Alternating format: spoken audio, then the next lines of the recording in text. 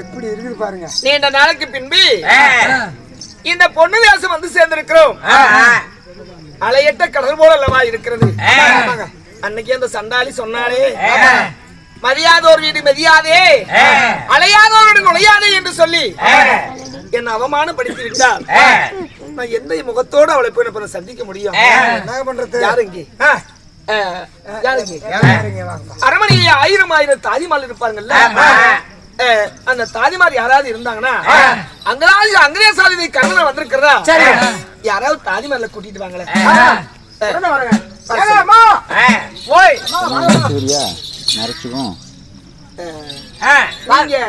இந்த நாட்டினுடைய தாதி பெண் நான். அடா பொன்னினுடைய தாதியா நீங்க? எனக்காக ஒரு உதவி செய்வீங்களா? அங்கேச ஆட்சி புரியக்கூடிய அதிபலகர்ணன் என் அருங்கிலியான பொன்னுரிமையை தேடி வந்திருக்கிற சொல்லி என் மனைவிடம் அனுமதி வாங்கிட்டு வரீங்களா? அரசே, அப்படியே ஆகட்டும் அரசே. நீங்க அங்கே இருங்க. நான் எதுக்கு நான் வெளிப்புறமா நிக்கிறேன்? அன்னைக்கே என்ன மரியாதை வீட்டுக்கு போனாலே மரியாதை வீட்டுக்கு மரியாதை என்று சொல்லி என்ன பலவிதமா என்ன துசித்து விட்டால் நான் வெளியே நிக்கிறேன். அந்த பொண்ணுடைய அனுமதி பெற்று வாங்க. அப்படியா? உடனே சென்று வருகிறேன். வாங்கன்னு சொன்னாங்கன்னா எங்க அங்க இருந்து குரல் விடுங்க, நான் வந்துடுறேன். ஆகட்டும் ஐயா. அம்மா, என்னங்க சத்தம்? ஏமா, உங்களுடைய கணவர் உங்களுடைய மாளிகை தேடி வந்திருக்கிறாருமா? யாரு? கணவர் வந்திருக்கிறாரு. அப்ப நான் சாரு இழுவிலத்தான் என்னதான் மைதனத்தான் தொட்டானா மலையிட்டானா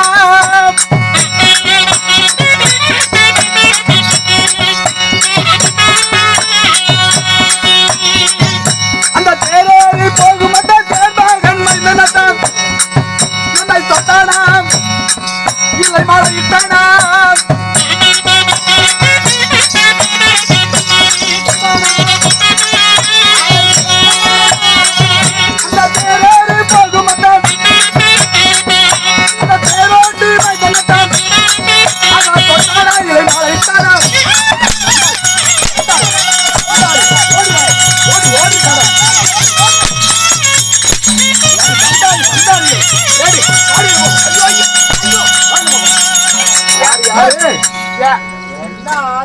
யாரு?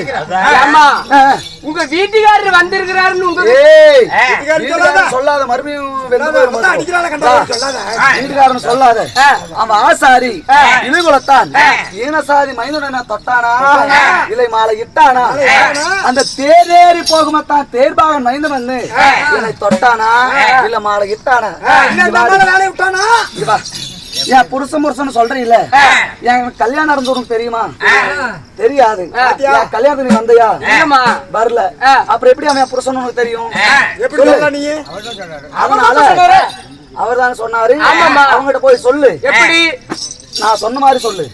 தேரேறி போகுமா தான் தேர்பாகன் மைந்தன் தொட்டானா இலை மாலை இட்டானா அந்த ஆசாரி இலிகுலத்தான் ஈனசாதி அன்னைக்கே ஜாதி குலம் தெரியாதவன்னு சொல்லி அந்த அம்மா வாழாம அவங்க தாய் வீட்டுக்கு வந்துட்டாங்க. அதனால நீங்க அவங்களுக்கு கணவரும் இல்லையாமா, அந்த அம்மா உங்களுக்கு கொண்டாட்டி இல்லையாமான்னு சொல்லி அந்த இலிகுலத்தான் முன்னாடி நல்லா வீரமா பேசிட்டு வா, உனக்காக காத்திருக்கு. அப்படியா? அரசே,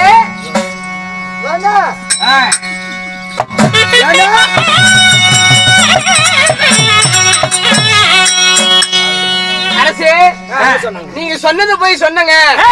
அது அம்மா இலிகுலத்தான் ஈன ஜாதி தேர்பாகன் பெற்ற மகன். அவன் என்னை தொட்டானா மாலை இட்டானா இன்று முதல் அவன் எனக்கு கணவனும் இல்ல மனைவி, நான் அவளுக்கு மனைவியும் இல்ல அப்படின்னு திருமணம் செஞ்ச அன்னைக்கே முந்தாடி கிழிச்சு போட்டு உங்களுடைய உறவு எடுத்துட்டு வந்துட்டாங்களாம். அதுவெல்லாம் சரிதான் அம்மா.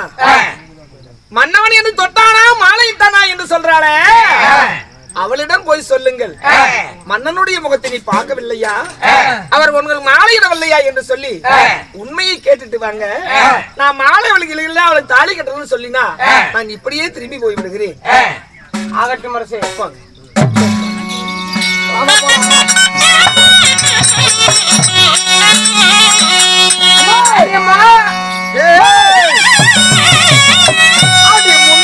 சொன்ன வாட்ட முடியாம இருக்கும்போது தோழியே சகியே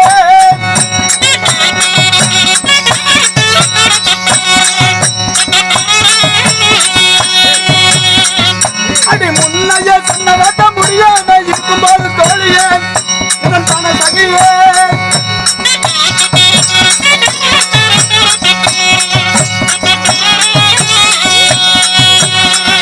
அடி மறுமுறை வந்த தன்னைக்காகி தான் நினைக்கிறேன் முன்னடி அடி தோழியே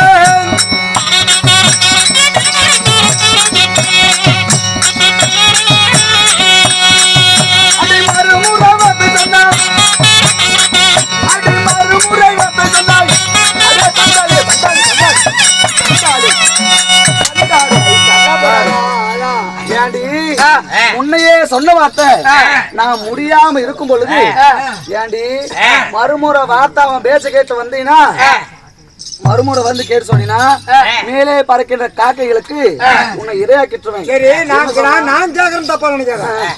உன்னை மனவரையில உட்கார வச்சு தாலி கட்டினாரோ இல்லையா? தாலி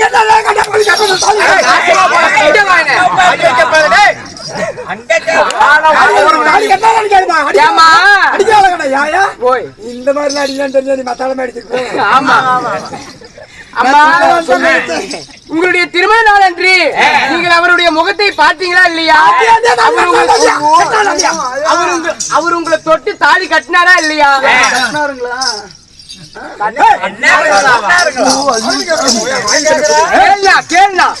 தாலி கட்டினாரா? உன்னை தொட்டாரா இல்லையா? ஏதோ அப்ப ஏதோ மயக்கத்துல இருந்துட்டேன். அப்ப என்னமோ தாலி கட்டிட்டாரு. அதுக்கு என்ன பண்றது? ஏமா அம்மா சரி மயக்கத்துல இருந்தீங்க தாலி கட்டிட்டாரு. அவரு கூட நீங்க பிள்ளை வைக்கலையா? கரெக்டா கேக்குறாளே. உனக்கு தேவையில்லாது. நீ எனக்கு யாரு? தோழி பெத்தனு என்னடி பண்றது? பெத்தாம எங்கடி போறது? எப்படி பெத்தா? மறைமுகம் வந்தாரு, சேர்ந்தாரு, பெத்துட்டேன். அதனால என்ன பண்றீங்கன்னா அவர்கிட்ட பேசுறதா இருந்தா கேளிகை மண்டபம் வராராலையான்னு கேளு. அப்படி வந்தா பேசுறேன் கேளு. கேளிகை மண்டபம் இங்க உங்க நாட்டுல அரமனையில பேச மாட்டேன். ஏன்னா அவருக்குள்ள ரகசியம் எனக்கு தெரியணும், எனக்குள்ள ரகசியம் அவருக்கு தெரியணும். இது மற்றவர்கள் யாருக்கும் தெரியக்கூடாது. அதனாலதான் நம்ம இலைப்பாறக்கூடிய கேளிகை மண்டபம் இருக்குது.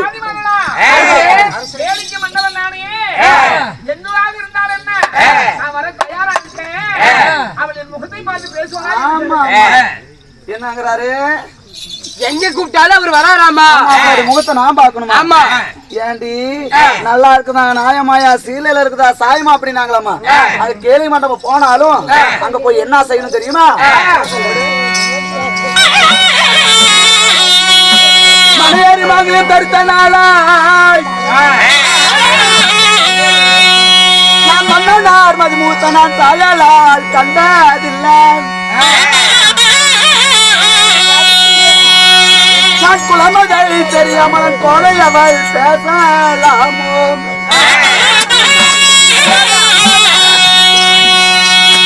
அதையல் திருத்திலை போடுங்கொடி என் தாய் பெண்களாம்.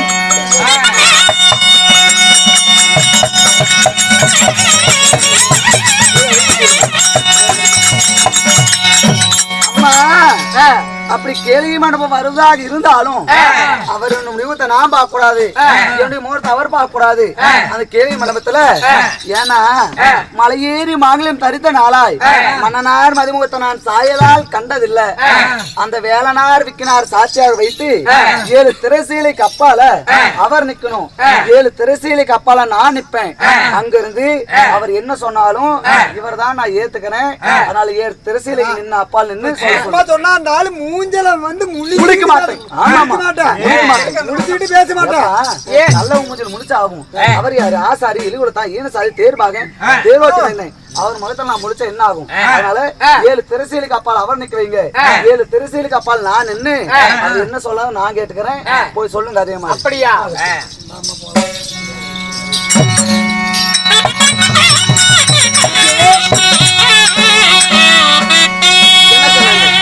ஏங்க உங்க பேர் சொன்னாதான் அந்த அம்மா காரிகாரி துப்புது. உலகம் எல்லாம் சொன்னாங்க அல்லவா? அதை செவி கொடுத்து கேட்டு விட்டு தானே என்னை இழிவுலத்தான் நினைச்சிட்டு இருக்கா. என்ன என் முகத்தை பாக்குறாங்களாமா? அரசே அப்படிங்க இந்த கேள்வி மண்டபத்துக்கு வந்தாலும் உங்களுடைய முகத்தை பார்க்க மாட்டாங்களா? 7 திரை போடணுமா? 7 திரைக்கு அப்பால நீங்க, 7 திரைக்கு அப்பால அவங்க.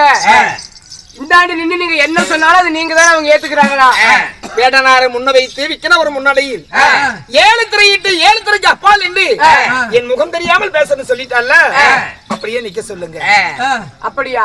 ஆகட்டும். போட்டுட்டீங்களா? திரையில இருக்கிறாங்களா? இப்ப போய் அங்கே சாதி கர்ணன் போர்களும் புறப்பட்டு விட்டாரா, போர்களும் போவதற்கு விடை கொடுக்கிறான்னு சொல்லி இன்னும் கேளுங்க. அம்மா, அங்கு தேசாதிபதி கரண் மன்னன் அவர்கள் இன்று போர்க்களத்திற்கு போர் புரிய போறாரா? போருக்கு போறதுக்கு உங்ககிட்ட விடை கேட்டு வர சொல்றாங்கம்மா. தெரியாம கேக்குறேன். அன்னைக்கே ஆசாரி இழுகுலத்தான் ஈனசாதின்னு சொல்லி நாம முந்தானி அவன் தொட்ட முந்தானிக்கு நான் முளம் போட்டு கிழிச்சடிட்டு வந்தேன். ஈனசாதி அவன் போருக்கு போனா என்ன, போனா எனக்கு என்ன, ஜாதி குலம் அறியாதவன். அவனுடைய குல வரலாறு தெரியுமா?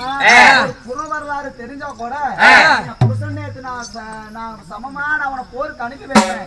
ஆனா அவன் குல வரலாறு தெரியாதவன். ஈனசாதி இழுகுலத்தான் போருக்கு போனா என்ன, செத்தா என்ன, அவன் பொழச்சா என்ன, அப்படியே போய் சொல்ல முடியும். போருக்கு போக வேண்டிய அரசன் யார் மீது போர் தொடுக்கிறான்னு தெரியாமல் பேசிட்டு இருக்கா. அசாபதி ஆட்சி புரிய வந்த அரவகடி துணிக்காக பறிந்து அந்த குந்தாதேவி ஈண்டெடுத்த குருகுலத்து மைந்தர்கள் ஐவரோடு நான் சமரபுரிய போறேன்னு சொல்லு. அம்மா, அர்ச்சனாபுரத்தில் ஆட்சி செய்யக்கூடிய துரியனுக்காக, துரிய மன்னனுக்காக குந்தி தேவி அம்மா ஈன்றெடுத்த பாண்டவர்களுக்கு எதிராக அர்ஜுனனை மடிக்க ஐயனாகப்பட்டவர் போருக்கு செல்கிறாராம். அப்ப சண்டைக்கு யாரு போனாலும் சரி, அவருடைய ஜாதி குல வரலாறு தெரியாம நான் பேச மாட்டேன்னு போய் அப்படியே சொல்லு. ஒரு சத்திரியின் மீது போர் தொடுக்கிறான். நான் ஜாதி குலம் தெரியாதவன், இலிகுலத்தான் இச்சக மாறி அந்த சத்திரி மீது போர் கொடுக்க போறானே, இவன் குலம் என்னன்னு என்ன கேக்குறா. என் குலம் தானே கண்ணியடி பொன்னுருவி.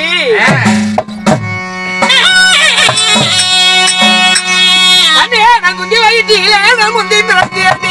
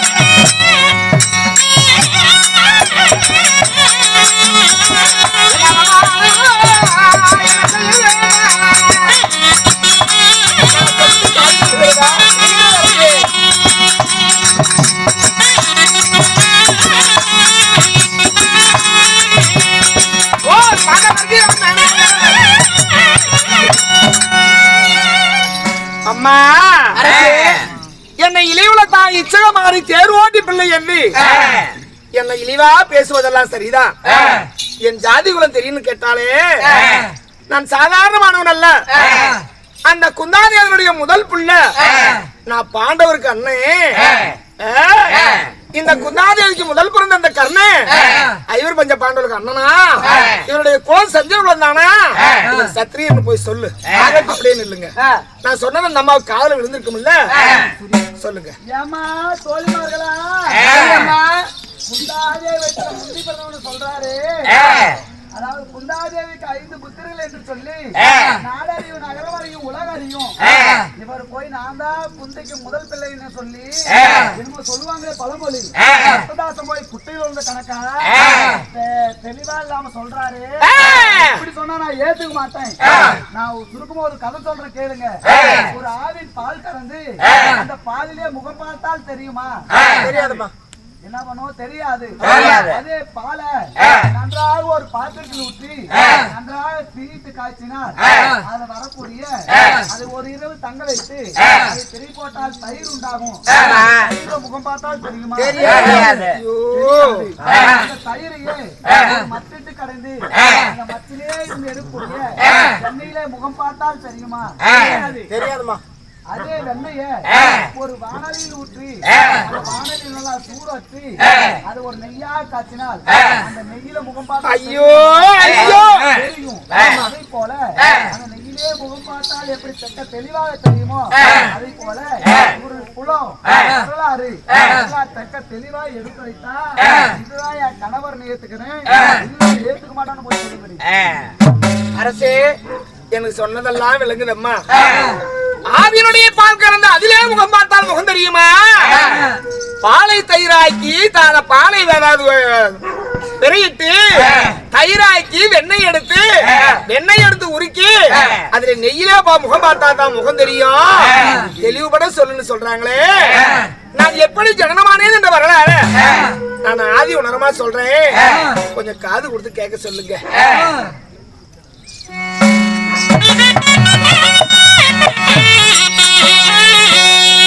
அது அன்று ஒரு நாளையிலே என் தாயாருக்கு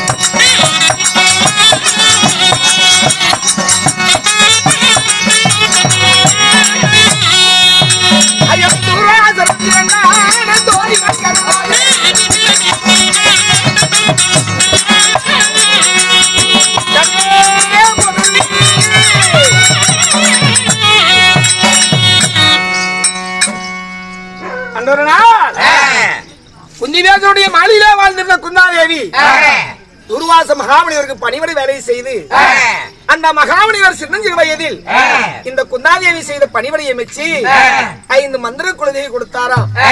அவர் என்னன்னு சொல்லி கொடுக்கிறாரு? நீ எதை வேண்டி யாரை வேண்டி கேட்கிறாயோ அச்சனமே கொடுப்பாங்க சொல்லி தூர்வாசர் மந்திர உபதேசம் சொல்லி மந்திர குழுவை கொடுக்க அரியா பருவத்திலே இருந்த என் தாயாகிய குந்தாதேவி இந்த மந்திர குழுவை முந்தாளியில முடிச்சுக்கிட்டு ஒரு நாள் ஆற்றங்கரையில போய் கங்கையிலே நீராடி விட்டு அந்த கங்கையிலே சூரியன் உதயமாகிற பொழுது தகதகன்ற ஒளியோடு சூரியன் உதயமாக அந்த சூரியனுடைய உதயத்தை பார்த்து என்னுடைய தாயாகி குந்தாதேவி அந்த சூரியனை வேண்டி அன்னைக்கு தூர்வாசர் சொன்னாரே எது வேண்டாலும் கொடுப்பார் என்று சொல்லி அந்த சூரியனை பார்த்து ஒரு குழுவை எடுத்து விழுங்கினாராம். உடனே சூரிய பகவான் சாஸ்தாகமாக எழுந்தல வந்து இந்த தாய் குந்தாதேவி அறியா குழந்தை அல்லவா இவரை பார்த்து விவரம் அறியாமல் இந்த குழந்தையை பார்த்து கேட்கிறார். அம்மா நீ கன்னி பருவம் அடையணும், இந்த குழந்தை பருவத்தில் குழந்தை வர முடியாதுன்னு சொல்லி என் தாயை குந்தாதேவியை கன்னி பருவம் ஆக்கி அந்த பாலும் அந்த கங்கையில என் தாயோடு புணர்ச்சி ஆகி 3:45 மணி நேரத்தில் இந்த படும்பாவி நான் ஜனனமாக அறியாத பருவத்தில் பால்மணமாரா பச்சில குழந்தையில் கன்னி பருவத்திலே நான் பிறந்ததனால் எங்க அம்மா விவரம் தெரியாம அந்த சூரியனுடைய கிருபையால் நான் ஜனனமாகி உலகமெல்லாம் ஏழு பேசுவாங்கன்னு சொல்லி நாக பட்டாடையை கிழித்து என்னை அதாவது குழந்தையை மேல் சுத்தி தங்க போலையில எங்க அம்மா என்ன தண்ணீரில் விட்டுட்டாங்களா. தண்ணீரே மிதந்து வந்த அங்கதேசாதி கர்ணன் நான் அருணனுடைய வீட்டுல தேர்பாகனுடைய பிள்ளையா வளர்ப்பு பிள்ளையா வளர்ந்தேனே தவிர உண்மையிலே என் தாயார் குந்தாதேவி என்னை கதிரவனுக்கு ஈண்டெடுத்தாள் என்பது இதுதான் உண்மை. நான் பாண்டவருக்கு அண்ணே போய் சொல்லுங்க. ஆகட்டும் அரசே. அப்படி என்றால் உங்களுடைய குலம் சந்திரலத்திலே ஜனனமானவன் கர்ணன். இவர் மஞ்ச பாண்டவருக்கு அண்ணன் குந்தாதேவனுடைய முதல் புள்ள. இதற்கு மெலிமான விளக்கம் சொல்லணும். இது தாண்டி உண்மை. நான் சத்திரத்திலே ஜனனமானவன் தான். ஐவர் பஞ்ச பாண்டவருடைய அண்ணன் தான் இந்த கர்ணன். இப்பயாவது என்ன நம்பு பொண்ணுருவி. சந்தன குலமா தாயார் குந்தாதேவியா தந்தையார் சுரி பவனா.